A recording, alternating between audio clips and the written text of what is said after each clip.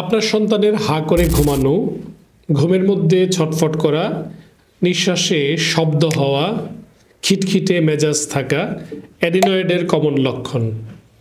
এই ধরনের সমস্যায় সময় মতো যথাযথ চিকিৎসা গ্রহণ করা উচিত। বিশেষ করে নেজাল ডিকনজেস্টেন্ট, অ্যান্টিহিস্টামিন, প্রয়োজনে সার্জিক্যাল ইন্টারভেনশন জরুরি।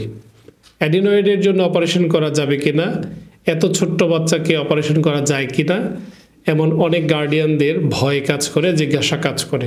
মনে রাখবেন, অ্যাডিনয়েডের অপারেশন বাচ্চাদের অপারেশন। সাধারণত অ্যাডিনয়েড 8-10 বছর পরে ন্যাচারালি কমে যায়।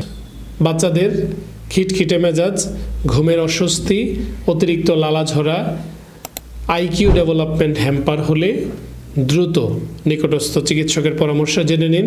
আপনার সন্তানের অ্যাডিনয়েড গ্রেড কততে আছে, এর জন্য কনজারভেটিভের পাশাপাশি সার্জিক্যাল ইন্টারভেনশন লাগবে কিনা। ডাক্তার শফিক, আজ এ পর্যন্ত। আল্লাহ হাফেজ।